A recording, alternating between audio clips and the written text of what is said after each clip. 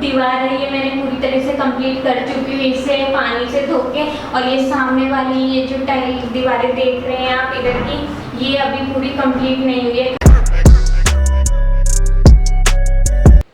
Hello everyone, कैसे हो आप सब? आई होप आप सब एकदम स्वस्थ होंगे और मज़े में होंगे। मेरा घर का सारा काम हो चुका है, खाना वाना हमने खा लिया है। तो आज मैं फ़र्स्ट टाइम लाइव आई हूँ तो सोचा कि आपको मैं अपना घर दिखा देती हूँ। ये पीछे मेरे पीछे जो आप देख रहे हैं ये मंदिर है, जो कि मैंने आपको पहली वीडियो में भी दिखाया था। ये जो पीछे आप देख रहे हैं ये शाफ्ट है, और जो सामने मेरे पीछे देख रहे हैं ये मेरी जेठानी का कमरा है। तो मैं पहली बार आई हूँ लाइव, तो मैं सोचा कि आपको दिखा दूँ अपना पूरा घर। ये जो मेरे पीछे आप ये कमरा देख रहे हैं ये एक तरह से स्टोर रूम है, पर इसमें अभी सोफ़े वगैरह हमने रख रखे हैं। तो आज मैं बाथरूम क्लीन करने की सोच रही हूँ, क्योंकि आप सबको पता ही है कि कोरोना चल रहा है, और जिसकी वजह से जो भी बाहर से आता है सीधा बाथरूम में जाके ही नहाता है, तो जिस वजह से हम डेली बाथरूम को साफ़ नहीं कर पाते हैं। तो आज मैंने सोचा कि बाथरूम को क्लीन कर लेती हूँ। तो ये है हमारा बाथरूम, और ये जो मेरा बाथरूम है ना ये एल शेप में है। एल शेप की वजह से इसमें टोटल 5 दीवारें हैं, जो कि अब मैं साफ करूंगी। तो टाइल के अलावा आज मैं सोच रही हूँ कि बाथरूम में जितना भी सामान है, चाहे वो वॉशिंग मशीन हो, बाल्टी हो, फर्श हो, उन सबको अच्छे से साफ कर लूंगी। तो ये पॉलीथीन जो आप देख रहे हैं ये मैंने कृषु की वजह से लगा रखी है, क्योंकि जब हम इसे नहलाते हैं तो यहाँ से हवा आती है, जिसकी वजह से मैंने इसे अभी टेम्परेरी बंद कर रखा है। तो यहाँ पे मैं ये सारा सामान इकट्ठा कर रही हूँ ताकि सफाई करते टाइम ये बीच में ना अड़े।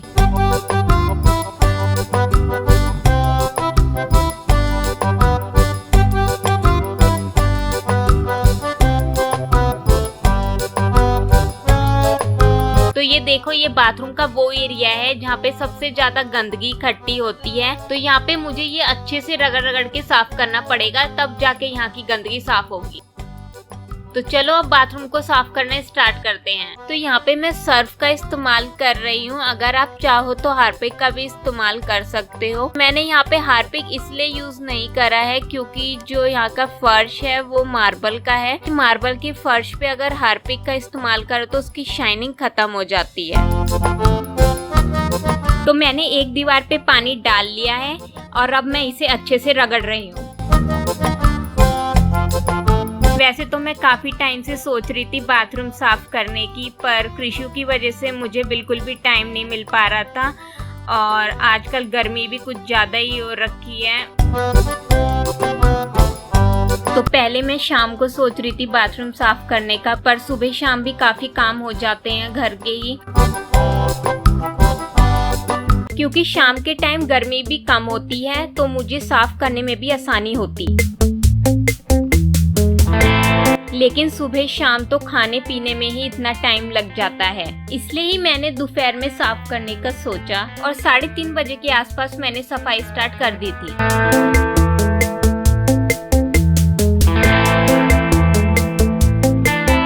और एक दीवार कंप्लीट हो गई है, और ये देखिए मैं छोटी सी कटोरी से बार बार पानी डाल रही हूँ, क्योंकि जो सर्फ का घोल था वो मैंने डिब्बे में बना रखा था, और मेरे पास डब्बा भी एक ही था, तो कटोरी में तो थोड़ा थोड़ा पानी आ रहा था।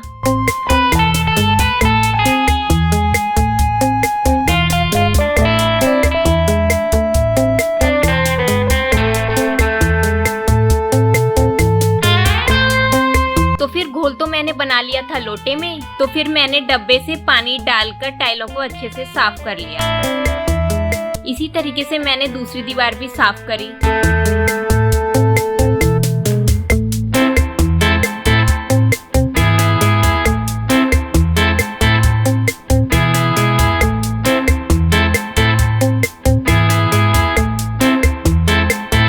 और नलके के ऊपर भी मैंने सर्फ लगा के साफ करा, लेकिन नलके के ऊपर सर्फ कभी नहीं लगाना चाहिए क्योंकि इससे उसकी पॉलिश खराब हो जाती है। हमारे यहाँ पे जो पानी है वो बोरिंग का पानी है, जिसकी वजह से नलकों के ऊपर नमक सा जम जाता है, तो इसी वजह से मैंने सर्फ को नलकों पे भी लगा दिया।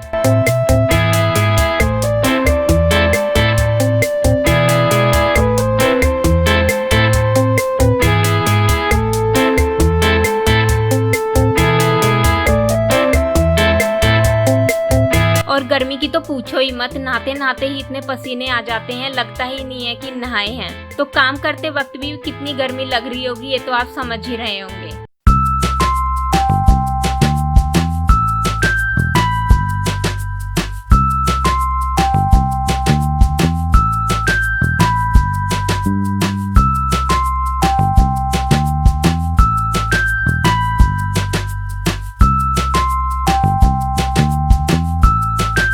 तो मैं कह रही थी ना कि मेरे बाथरूम एल शेप में है, जिसकी 5 दीवारें हैं, तो ये है वो 5वीं दीवार।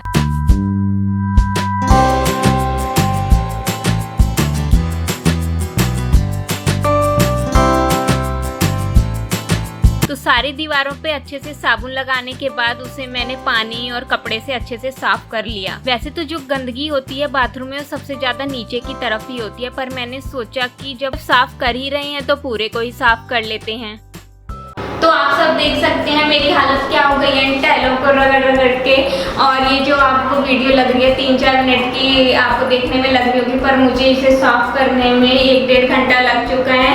तो ये वाली जो दीवार है ये मैंने पूरी तरह से कंप्लीट कर चुकी हूँ इसे पानी से धो के। और ये सामने वाली ये जो टाइल दीवारें देख रहे हैं आप इधर की, ये अभी पूरी कंप्लीट नहीं हुई है, खाली मैंने इस पे अभी सर्फ लगा के छोड़ दिया है।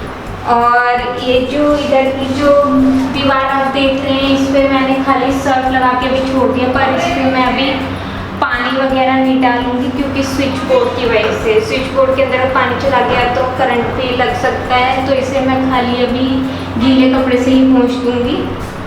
और ये जो आप सामान भी देख रहे हैं मैंने अभी ये पूरा क्लीन नहीं करा है, इसकी जो जगह है ये अपने बॉक्स में लग के वहाँ सेट हो जाएगा पूरी तरह। और बाकी ये मशीन वगैरह भी मुझे अभी साफ करनी है, इसे कितनी गंदी हो चुकी है बाहर से। और ये जो फर्श वगैरह आप देख रहे हैं ये भी अभी पूरी तरीके से क्लीन नहीं हो पाया है, तो देखते हैं, मैं जल्दी से इसे कंप्लीट कर लेती हूँ फिर आपको दिखाऊंगी।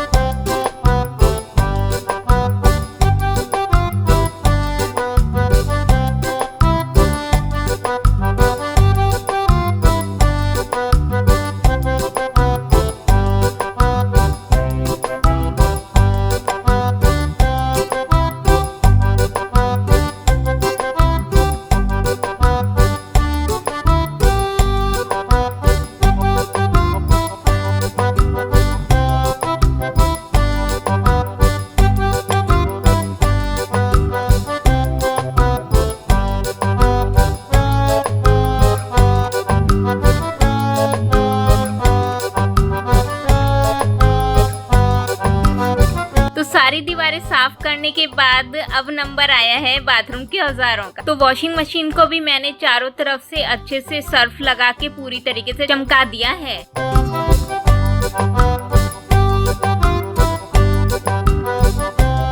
तो टाइम तो हर काम में लगता ही है। वैसे तो जब घर में छोटा बच्चा होता है तो सबसे ज्यादा इम्पोर्टेंट उसकी केयर करना होता है, लेकिन घर के सारे काम करना भी जरूरी होता है।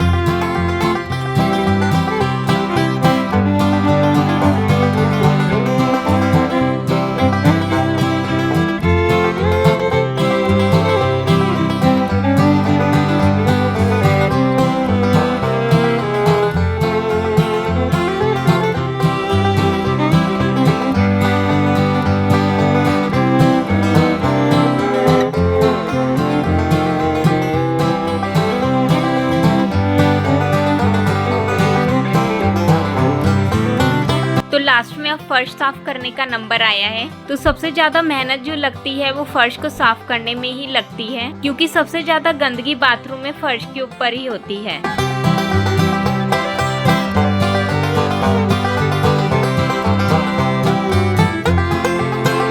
तो फर्श को भी रगड़ रगड़ के मैंने अच्छे से चमका दिया है।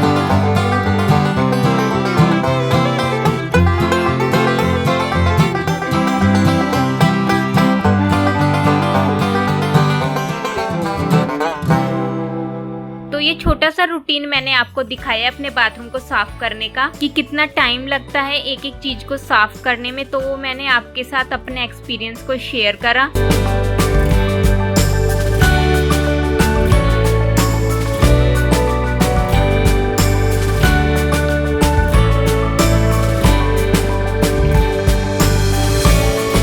तो दोस्तों देखो, मैंने अपना बाथरूम पूरी तरह क्लीन कर दिया है। तो आप देख सकते हैं कि कैसे जगमगा रहा है मेरा बाथरूम।